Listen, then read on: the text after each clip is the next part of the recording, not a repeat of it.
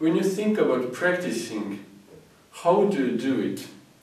You don't take a huge pile of different information and just play it through. You don't take a new piece and just start playing it through. No, you divide it into pieces and then you have more concentration on each detail on each piece. For example, you play with separate hands. You concentrate, for example, on some kind of technique or whatever. And so the practicing is much more efficient. But why not to use the same approach while improving your sight reading?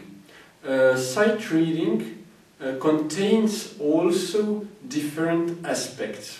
So, what I suggest first, when you take a new note sheet and you start sight reading, what is the first thing you should recognize? I consider the first thing rhythm. So, first you have to recognize rhythm. And how to recognize, how to develop your skill of recognizing rhythm. You just take a note sheet, you let your eyes go through the material, the musical material structure, and you imagine the rhythm in your head, and the only concentration is rhythm. And you see all the rhythm, you imagine it in your head, and so you can develop the first part of sight reading. Let me think, what is the second part? Probably the second part is finding out notes. Okay, there are certain ways how to develop only finding out notes.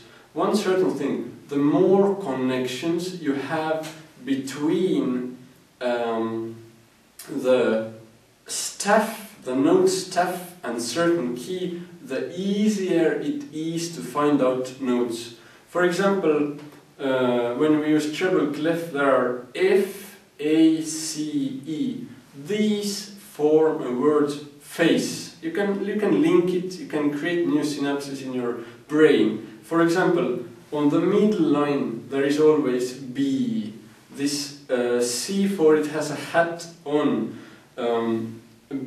Above the highest line there is G5 and so on. So the more connections you create, the easier it is to grab notes quickly.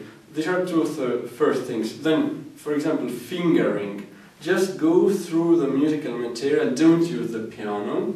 Find out different fingering positions and try to see and imagine it without the piano and concentrate only on fingering. So develop fingering also.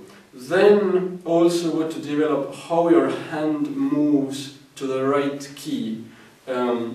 Improve this reflection. You see this key, your hand moves into the right place, and so on. So divide the musical material, the note material into different pieces so you can concentrate on each step independently, and the improving process will be much quicker and the quality will be higher. And later, when you take a note and you start reading, your inner musicality will unify all these aspects together and it will all develop.